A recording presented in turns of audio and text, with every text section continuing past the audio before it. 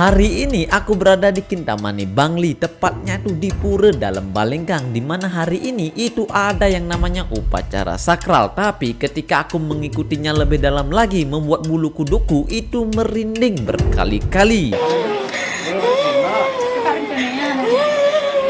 Jadi jarak yang aku tempuh dari tempatku menuju ke Pura Dalam Balingkang itu memakan waktu sekitaran 1-2 jam kalau menggunakan motor. Dan ketika aku masuk lebih dalam lagi, ini tempatnya itu banyak banget ada pohon-pohon dan juga agak sedikit masuk ke dalam yang pastinya banyak ada tangga.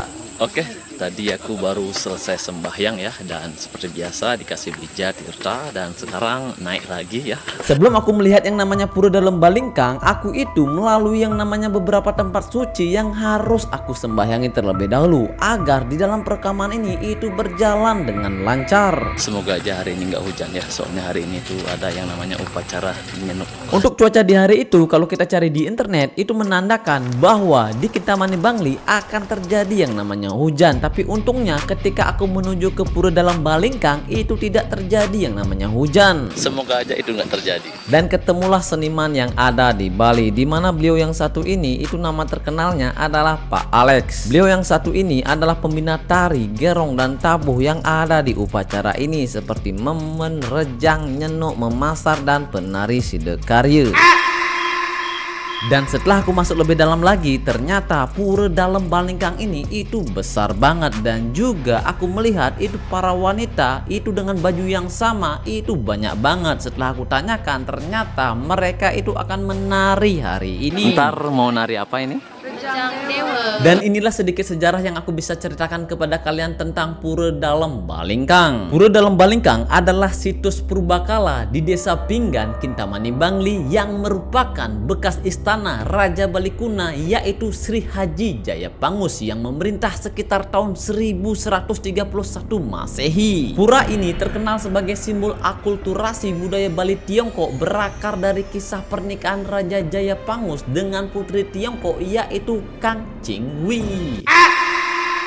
Jadi mereka itu akan jalan dari desa, setelah itu menuju ke sini ya. Jadi aku harus menuju ke sana, soalnya nyenuknya mulainya dari sana. Setelah itu mereka akan ke sini menari seperti itu. Dan sekarang mereka sedang melakukan yang namanya persiapan. Untuk menuju ke puranya atau bisa dibilang pura pusah itu memakan waktu sekitaran 10-15 menitan. Nah, karena motorku itu agak sedikit jauh dan aku berinisiatif ikut bersama mereka, yaitu naik yang namanya truk. Cuaca sedang tidak baik-baik saja.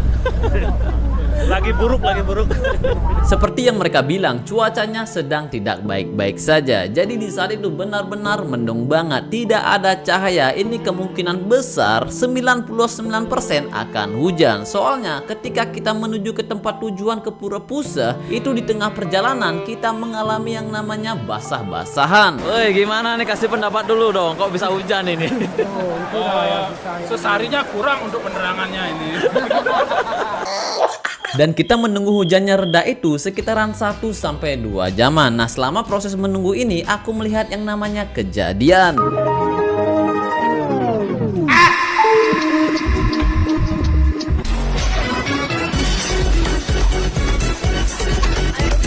Karena hujan udah mulai sedikit reda dan pada akhirnya kita memulai persembahyangan, di mana di dalam pura ini itu dipimpin oleh Ide Pandite. Nah, di sini kita melakukan yang namanya persembahyangan bersama. Bantan-bantan dan alat-alat yang dipakai untuk nyenuk juga akan diupacarai di sini. Dan sedikit informasi, kalau kalian bingung mencari tempat kuliah, ini ada yang namanya Kampus Tikes Buleleng. Jadi Kampus Tikes Buleleng ini adalah pendidikan profesi apoteker satu-satunya di Bali Utara. Jadi untuk lokasinya itu berada di Bungkulan, Banyuning, dan di Kubu Tambahan. Untuk masalah informasi lebih lanjut, kalian bisa cek di kolom deskripsi. Dan lanjut lagi ceritanya, dimana ketika kita selesai sembahyang di dalam Pura Pusah, selanjutnya kita menuju ke Pura Dalam Balingkang dengan jalan kaki. Di saat itu cuacanya masih fine-fine aja. Dan disinilah muncul kejadian-kejadian yang tidak terduga. Yang saya lihat ini yang pakaian baju merah ini rambutnya panjang-panjang. Kenapa? Iya. Apa alasannya nih? Karena ini nambah variasi dan lebih unik. Untuk jarak yang ditempuh dari Pura Pusah menuju ke Pura Dalam Balingkang, kalau jalan kaki ini memakan waktu kurang lebih 1 jaman. Ayah sarang sami, abunang dan ayah. Iki 35 tahun sekali niki acaranya niki. Dan ini bener-bener momen langka. Kalau kalian masih menonton sampai detik ini, jangan lupa di like dan di komen. Terima kasih. Apa? Upaya apa sih? Udah pernah lihat ya? Oke, sepertinya semuanya sudah lengkap ya. Tinggal jalan aja pelan-pelan menuju ke puranya. Nah, yang membedakan Nyenok di Desa Sangsit sama di sini itu ada yang namanya bocil-bocil. Itu berada di atas ya. Jadi ya itulah yang membedakan, yang lainnya sama. Tidak ngayah, tidak good. Tidak menjalan, tidak good. Kalau hujan nggak usah pakai payung. Ikhlas ngayah. Luntur nggak masalah. Karena nggak punya motor, nggak punya payung. Jadi pemandangannya keren banget dan mereka di depan sekarang itu sedang menuju ke puranya. Aduh, mudah-mudahan ini nggak hujan ya, soalnya ntar ada tarian Nyenok. Situasi yang kurang mendukung di saat itu, tidak semua warga itu siap dengan payung, cuma beberapa saja. Payung nggak apa-apa. Kalau hujan nggak usah pakai payung. Karena hujannya semakin deras, beberapa warga itu jenius banget. Jadi mereka itu menggunakan kamennya untuk menutupi wajahnya dari air hujan. Soalnya mereka itu menggunakan yang namanya makeup. Yang aku takutkan adalah makeup mereka itu ambiar ketika sampai di tempat tujuan. Perasaannya di acara Nyenok hujan-hujan. Dan apakah kalian tahu di sini aku menemukan sepasang suami istri yang baru aja menikah dan inilah mereka. Mantap, mantap. Make up tetap stabil. Yang dikhawatirkan cuma itu. Make up hancur. Very interesting, very colors, many colors. Ya, a lot of color. Ya. Gimana ini? Kok bisa? Hujan, tolong macet. Mau nanya nih, mau nanya. Nah, ini kan ada upacara. Itu kalau ada kendaraan di depannya itu emang harus turun dari kendaraannya atau gimana? Emang harus turun karena untuk menghormati acaranya. Upacaranya ya emang harus turun ya. Berarti nggak boleh di atas kendaraan ya? Nggak boleh ya? Menurut cerita si bocil ini, itu artinya upacara ini itu hampir sakralnya sama dengan di desa Kubu Tambahan, di mana kendaraan yang ada di saat itu atau sedang berhadapan dengan upacara ini, itu kendaraannya harus dimatikan dan juga pengendaranya harus turun dari kendaraannya. Hanya hujan yang bisa menghilangkan kepalsuan wanita. Alis palsu, bulu mata palsu, rambut kadang juga palsu ya. Kalau sudah kena hujan luntur beli, menyalawi. Kita update dulu nih makeupnya para pria ini gimana, aman? Aman. Update kalau luntur dulu, update dulu. Jalan. Udah kamera nih, tinggi aja nih. Ya kamera nih nah. Ngomong-ngomong berapa bayar makeup? Ya kurang lebih 500. Mati. Ini kenapa mantelnya kok bisa rusak ini? Disobek sama teman. Astaga.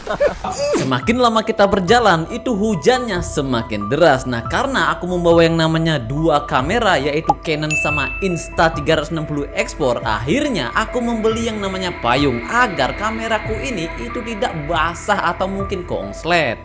Oke, dan pada akhirnya ada payung penyelamat ya. Ternyata nggak makeup aja luntur ya, udang juga ya. Masuk konten.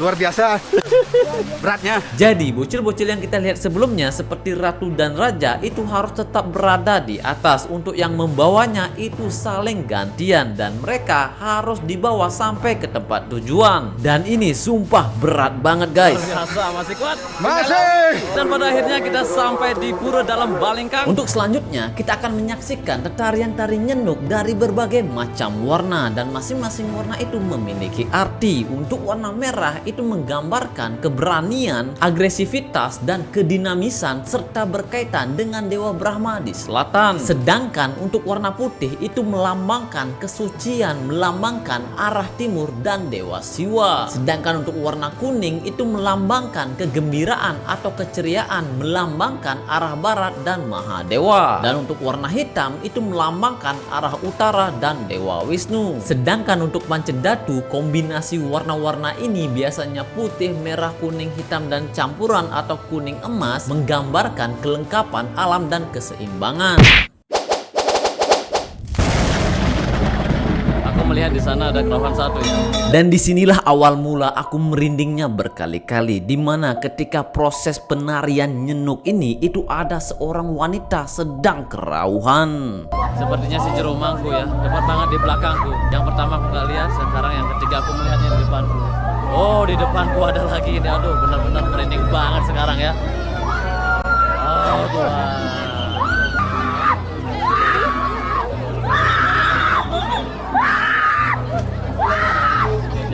merasakan ya, jadi di belakangku itu agak sedikit merinding banget ya ketika ada teriakan seperti itu.